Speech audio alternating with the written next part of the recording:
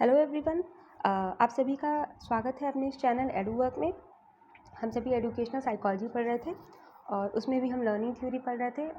आज हम उसमें टॉलमैन की थ्योरी पढ़ेंगे। ये बेसिकली इन्होंने 1930 में अपनी ये थ्योरी प्रोपाउंड की। इनकी थ्योरी को साइन लर्निंग भी कहते हैं और ये एक अमेरिकन साइकोलॉजिस्ट थे। ये बिहेवियरिस्ट के खिलाफ रहते थे। ये कॉग्निटिव अप्रोच पे ज़्यादा ध्यान देते थे। ये प्रूव करने के लिए ही इन्होंने ये एक्सपेरिमेंट परफॉर्म किया। इसमें उन्होंने चूहों का 3 ग्रुप ले लिया और ग्रुप ए, ग्रुप बी और ग्रुप सी, और 17 दिनों तक अपना एक्सपेरिमेंट जो है वो परफॉर्म किया।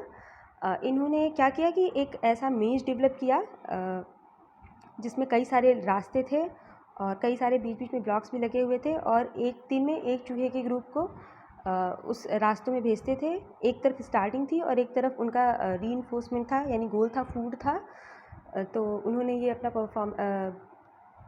एक्सपेरिमेंट इस तरीके से परफॉर्म किया। रोज़ एक बार एक एक ग्रुप को मेज के अंदर वो छोड़ देते थे। तो हुआ क्या कि पहले दिन जब उन्होंने ग्रुप ए के चूहों को भेजा और उस मेज में, तो ग्रुप ए के चूहों ने धीरे धीरे अपना रास्ता तय किया और फूड तक पहुंच गए। तो पहले दिन भी ग्रुप ए के चूहों को भोजन मिला। दूसरे दिन जब ग्रुप ए के चूहों को भेजा गया तो उसके बाद फिर उन्होंने धीरे धीरे अपने जो पहले चूँकि वो उस मेज में जा चुके थे तो उनके दिमाग में एक कॉग्निटिव मैप बन चुका था उस मेज का। तो उन्होंने उस पहले वाले से सरल रास्ते को चुना अपनी फूड तक पहुंचने के लिए। इसी तरीके से धीरे धीरे 10 दिनों तक इनको 17 दिनों तक इन्हें कंटिन्यूअस फूड दिया गया, यानी कि इन्हें इनका लक्ष्य और रीइंफोर्समेंट जो फूड था वो 17वें दिन प्रोवाइड किया गया। तो धीरे धीरे इन्होंने सबसे छोटा जो रास्ता था वो तय करना जान लिया और बहुत ही जल्दी कम समय में वो अपनी स्टार्टिंग से फूड पॉइंट तक पहुंच जाते थे।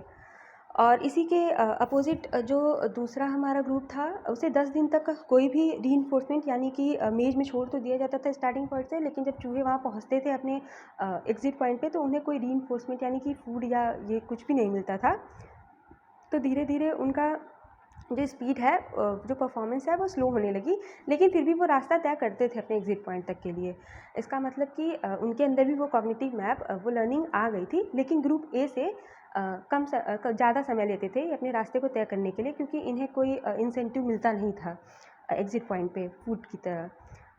पर जैसे ही 11 से 17 दिन तक फिर ग्रुप बी के चूहों को भी भोजन दिया जाने लगा, तो धीरे उनका भी परफॉर्मेंस ग्रुप ए के परफॉर्मेंस की तरह हो गया और 17वें दिन 16वें 17वें दिन उनका परफॉर्मेंस इवन ग्रुप ए से भी बेटर हो गया। वो और कम समय में अपने लक्ष्य तक पहुंचने लगे थे। उसके बाद ग्रुप सी के जो चूहे थे उनको 17 दिन तक के लिए बिल्कुल कोई फूड इंसेंटिव्स नहीं मिले। तो उन्हें उनके परफॉर्मेंस में कोई भी बदलाव नहीं आया, कोई भी तेज़ी नहीं आई, कोई भी बेहतरी नहीं आई। वो धीरे धीरे ही अपना ज़्यादा समय लेते थे अपना पूरा मेज़ का जो है रास्ता जो है वो तय करने में, और वो शॉर्टेस्ट रूट ढूंढने में भी कोई दिलचस्पी नहीं उन्होंने ली, क्योंकि कोई भी रीइंफोर्समेंट उन्हें बाहर नहीं मिलती थी। तो जो भी रूट उन्हें मिलता था लंबा या छोटा, वो पूरा उसे तय करके एग्ज़िट पॉइंट तक पहुंचते थे। तो उसे इन्होंने इस ग्राफ के माध्यम से समझाया था कि जो चूहे रिवॉल्डेड थे वो उन्होंने धीरे धीरे कम समय लिया, और जो चूहे बिल्कुल रिवॉल्डेड नहीं थे 17 दिन तक, उन्होंने ज़्यादा समय में रोज़ 17वां दिन क्रॉस किया मेज को। और जो चूहे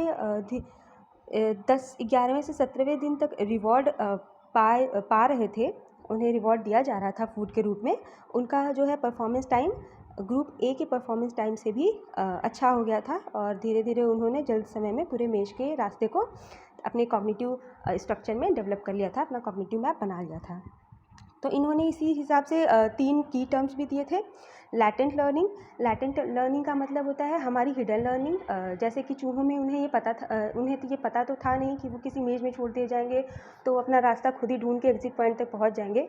तो उन्होंने बेसिकली यही लैटेंट लर्निंग इसे ही कहा कि हम अपने इन्वायरमेंट से सीखते हैं और अपने लक्ष्य तक पहुंच जाते हैं। हम हमारा हिडन पोटेंशियल जो है वो हमें हमारा इन्वायरमेंट बताता रहता है। इंटरवीनिंग वेरिएबल का मतलब ये है कि जो चूहे कुछ दिन भूखे थे वो भी उनकी हेल्प कर रहे थे उस मोटिव्स के उस गोल तक पहुंचने के लिए। तो वो जो हंगर था वो इंटरवीनिंग वेरिएबल था इस केस में चूहों के लिए। और कॉग्निटिव मैप जो भी मेज़ का जो शॉर्टेस्ट रूट था और जो भी लॉन्गेस्ट रूट था वो धीरे धीरे चूहों के दिमाग में कॉग्निशन में डेवलप हो गया था। तो इसे ही उन्होंने कॉग्निटिव मैप कहा कि जो लर्निंग होती है वो कॉग्निटिव मैप के थ्रू होती है। एक्सपीरियंस जो है वो हमारा कॉग्निशन बढ़ा देता है और हमारे अंदर उस प्रॉब्लम को सॉल्व करने के लिए मैप बना देता है। तो बस यही था।